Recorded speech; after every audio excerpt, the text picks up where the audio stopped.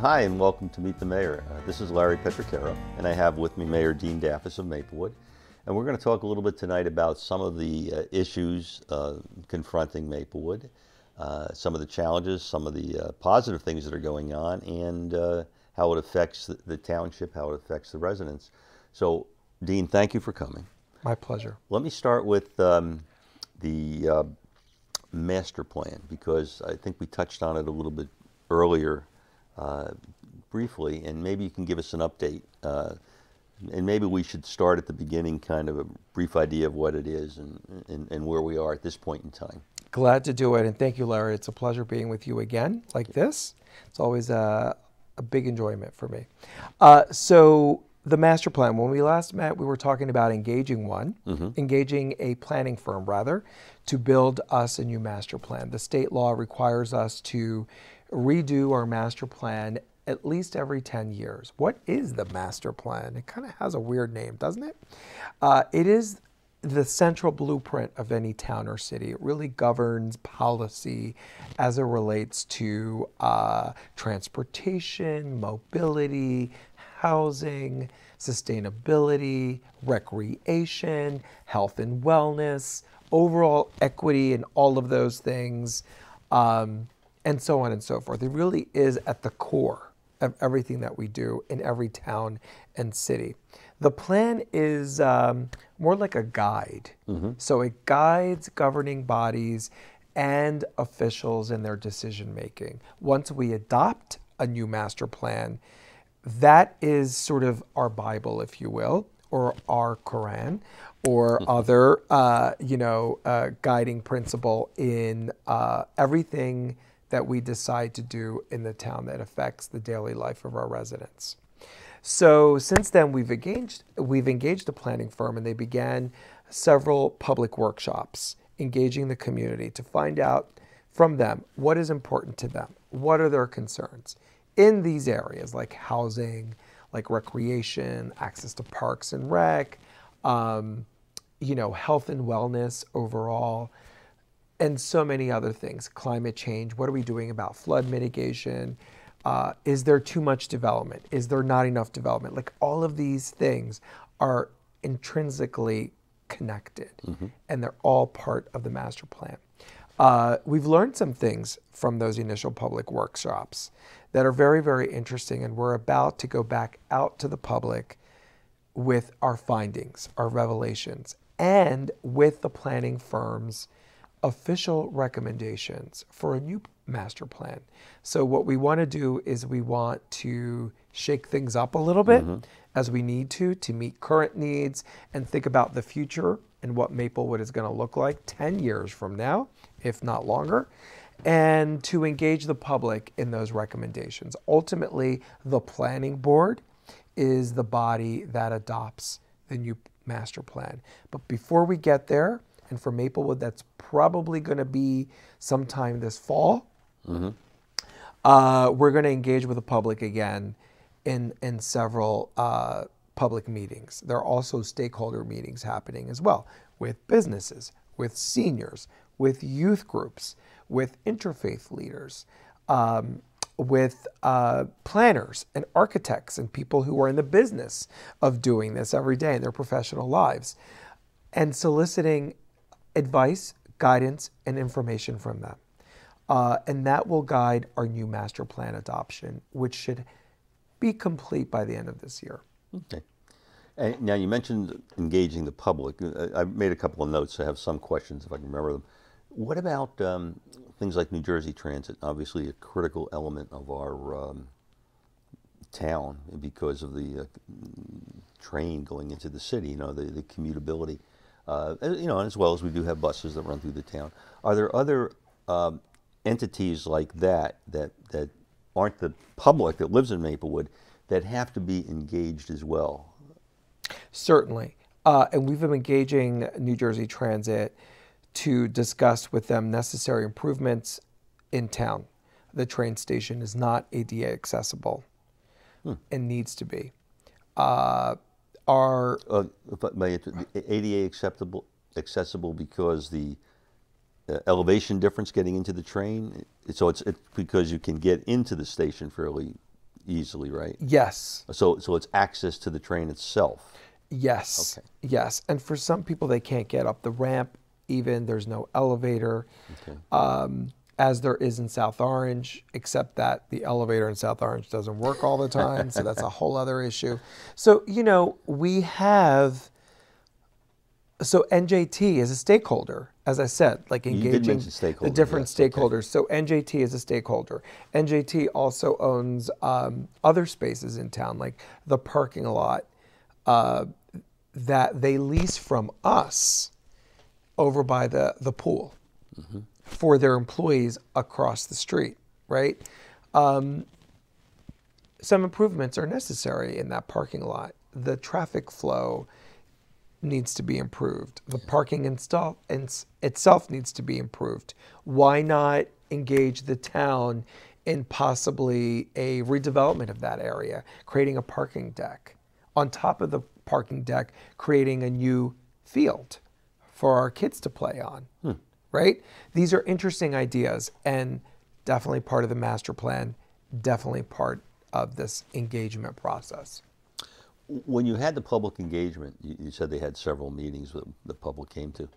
Did you feel you were getting a cross section of the community, or did you feel you were getting a subset of the community who had the time to go, or something like that? I'm just curious. That's a very good question, Larry, and I'm glad you asked it. And it's the big challenge with everything that we do in government. Are we reaching everyone we need to reach? And the answer is hell no. We don't reach everyone. Not everyone is engaged. And we're not reaching everyone through the medium that they can be engaged in. Not for, English is not everyone's first language. We do everything in English. So that's a fault. Some people are not online. Some people don't have computers. Some people have mobility challenges. They're homebound and they can't come to in-person events such as this one if we're not online. So there's all these challenges that we're trying to get better about navigating. And I would say to you personally, I don't feel like we've gotten a cross-section of the community. It's basically the people that always speak up about these kinds of things. So we have asked the planning firm to revise their additional contract with us for a little bit extra money to do more public engagement, to make sure that we're reaching our homebound seniors, to make sure that we're reaching our Latino or Haitian Creole speaking population, to go to their doors and knock on their doors, to ensure that we're speaking to our students. We're sitting here at the high school, right? Yeah. They're not coming to these meetings. Why would they? We need to come to them and ask them questions, right? So there are stakeholders we haven't engaged in the way that we need to engage them. And that's why we're doing a second and possibly third round before we get to the point where we're discussing the recommendations and the new draft master plan with the planning board. Sounds like it's, I'm just thinking as you're explaining this, that it's a challenge to get the people that you mentioned, that subset of people, the homebound, the people that don't speak English, the mobility challenged. It a challenge to get your typical homeowner who maybe is home trying to put the kids to bed? It is, and we do the best that we can, right? Like all of our meetings currently remain virtual. So in that sense, they are convenient, right? While you're multitasking at home, making dinner, putting the kids to bed, cleaning up, you can have this on at the background. They can have us on, right? And sort of learn and engage if they can. But a lot of our meetings are returning to in person because we have found that we lose a lot in this type of exchange. You mean the virtual exchange? In the virtual exchange, we lose a lot in a productive dialogue. For instance, we have decided that starting in March with our first governing body session in March, on March 7th, my birthday, happy my birthday. 53rd birthday, thank you, 53rd years young, we are returning in person. Okay. And we're going to get some slack for that, right? the people who want us to stay virtual are going to say, why are you doing that? Because we have found that a lot of the dialogue that we have had in virtual formats has at times not been as productive and valuable as it can be. It's easy to be toxic. It's easy to be anonymous. Yeah, yeah. It's and I'm not really sure how productive and valuable it is overall. So we will return in person. There will still be a way for people who cannot join us in person. Of course, we recognize working parents are under a lot of burdens and they're inconvenienced to get to town hall and join us in person. They will still be able to engage with us through YouTube and ask questions, and we can answer them. So there will be some level of virtual engagement. And we're looking at a real hybrid solution if we can make that happen. The challenges that our town hall, as you know, Larry, being here in Maplewood all these years, is a historic building. It's old. It has very high ceilings. It's not like this modern setting here. And it's very difficult to wire it. And doing so requires approval through the Historic Preservation Commission, both local Maplewoods and the state Historic Preservation Commission. So it's a lengthy and very expensive process. So we're going to start where we can and build upon that. Yeah, but I've derailed our conversation. No, actually, you highlighted, I think, one of the, what I would think is one of the key things that we as a public have to remember. And, you know, you're never going to get everything you want. And what is it they say? Perfection is the enemy of the good. And it's got to be a challenge for you and the governing body to get that message across. I mean, if you can get 80% of what you want, I would think that's a pretty big element of success. Back to the planning board, a couple of things. You had indicated that you were surprised at some of the revelations, I think you called it. Can you share any of those with us, or does that have to wait? Sure. I'm just curious, what was the surprise? Well, I would say that I'm not surprised that the common denominator across all of the questioning and the concerns has been equity. Equity meaning what? What is equity? That's a good question, right? We could spend a whole segment on that. But this idea that, you know, are we implementing development and economic development, housing development in an equitable manner? Are the apartments going up all in the same areas? Or is that some sort of like intentional inequitable thing? Or is it a product of where opportunity exists, right? Or equity in zoning. We have certain areas that are single family zoned, and that has been our practice. And the truth of it is that single family zoning is, you know, really the last remnant of redlining in New Jersey. We've only got about 30 seconds left, so I think I'd like to pursue that. There's some other things, but I'd like to pursue that concept and discussion of equity, because I think it's very important. It is. You know, not just from a municipal point of view, but I think from an ethical, moral point of view as well. I agree, and I'm happy to go there. We'll do that. Let's so do if it. you'll stay with us, we'll be back in a minute.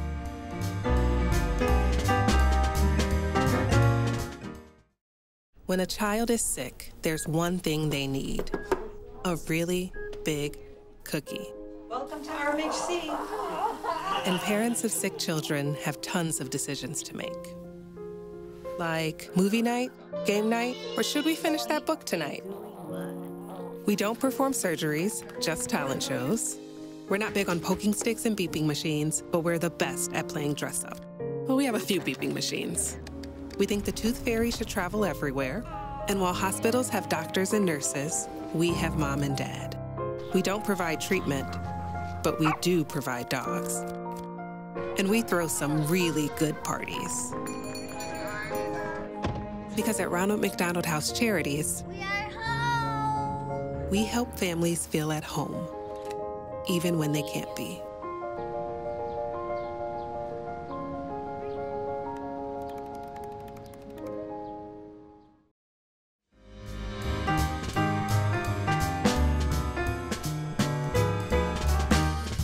Hi, and welcome back to Meet the Mayor. This is Larry Petricaro with Mayor Dean Daffis of Maplewood. And just before the break, we've been talking about the master plan process, and how it's going to impact and what those impacts will be in the town.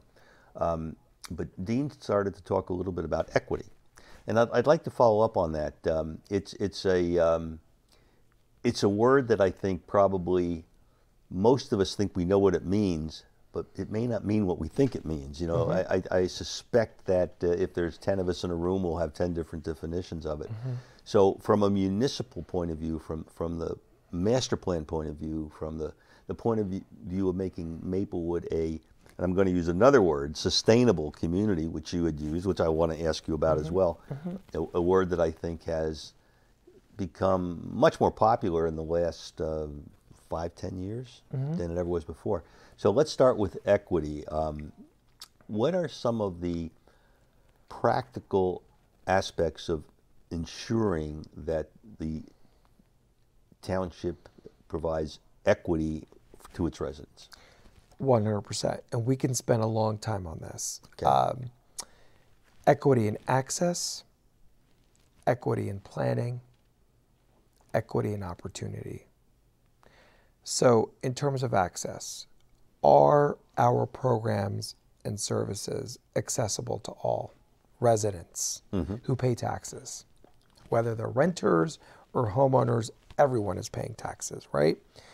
Are all of our programs and services accessible to all of them? The answer is no, they're not. We know that people can't afford the pool.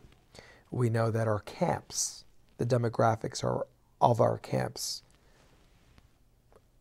are such that they lead to let us know that they're not fully representative of our community, right? Beyond recreation, arts and culture. When we have cultural heritage celebrations, when we have arts and cultural events, yes, we're doing a better job in Maplewood and South Orange of reaching out to more communities to be more inclusive. But again, when you look at those events and who attends them, are we truly being equitable? Are all the right voices, all the representative voices, I should say, right or wrong is definitely not the words we want to use, are all of the voices representative of the makeup of the community? Equity in planning, when we talk about housing development, economic development, zoning, land use, are we truly being equitable? The answer is no. There's no question about that. We know that certain areas in town are zoned for multifamily and others are not. We know that in building community and neighborhoods, the success in building neighborhoods and communities has been in multifamily zoning. Well, you have different families living together. And what you do with that is you create opportunities, economic opportunities, housing opportunities, you're building generational wealth. But in suburban communities like Maplewood and South Orange, you know, we sort of really have a separation. We have certain areas are single family only, they're bigger lots, and other places that are more crowded, smaller lots, smaller driveways, or no driveways, they're zoned for multifamily. That's where the density of population is, not in those other areas with bigger lots. What does that say about us? Well, it says, for one, that we're a product of the master plan, if you will, of earlier generational planning.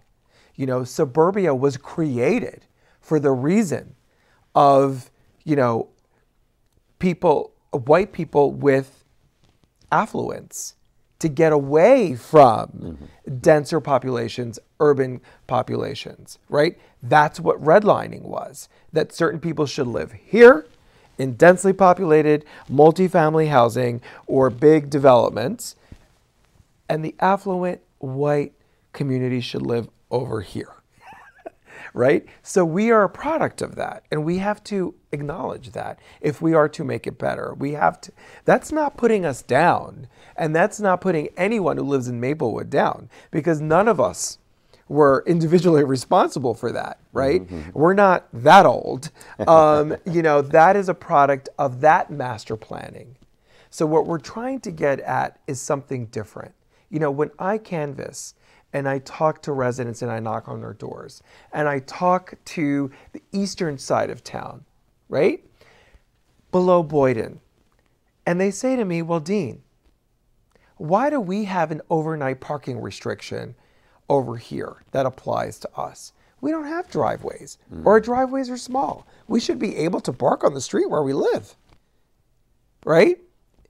Now, we understand that overnight parking is also related to snow removal and emergencies and stuff like that, but those things are easily implementable under those emergency circumstances. It doesn't need to be a blanket provision, right? And do we have group homes? Group homes are important. Again, traditionally, the generational master planners were like, we don't want group homes in our towns. But group homes are important because they provide supportive housing and community for people with special needs, for vulnerable populations, for our aging population. They get to live together, they get to share, and they create their own community on that block, right? Again, allowed in some places, not allowed in others.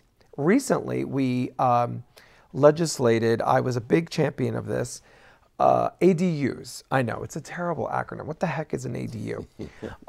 And the explanation of an ADU isn't even, the name of it isn't better. It's called an accessory dwelling unit.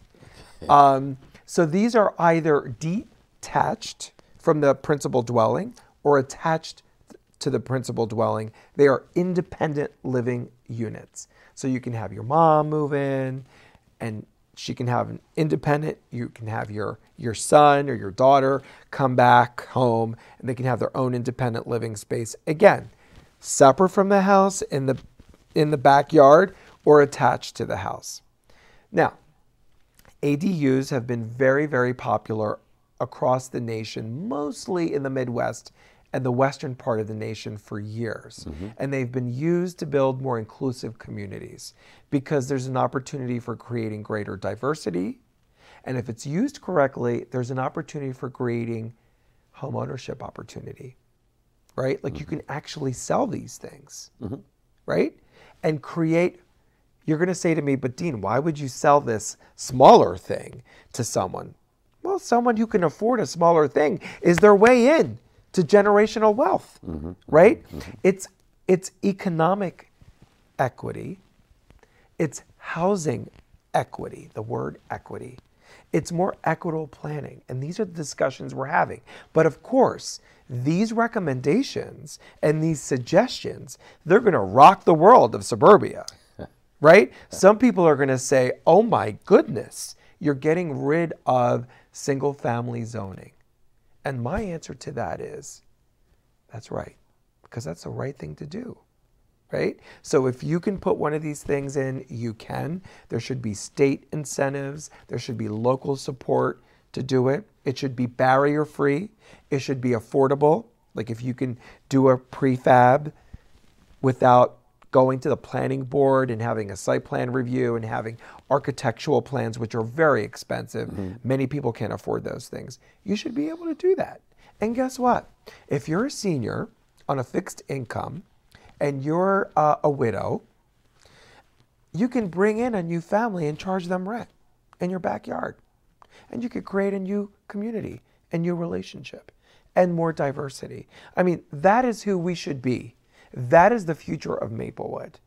And that is the fight that we're going to have over the course of the next 12 months or so. Yeah, I can imagine that. It's, there's always, for want of a better term, a certain societal inertia, social inertia. And it was interesting as I was listening to you talk about the equity and about the way you have single family homes in suburbia or in certain parts of the town. It almost struck me that we're almost looking at a excuse me, an historical issue in the sense that, you know, things have changed over time. I mean, you know, you watch enough old television and, you know, the way things were is not the way they are anymore. You know, you have to have a couple people working probably to live here.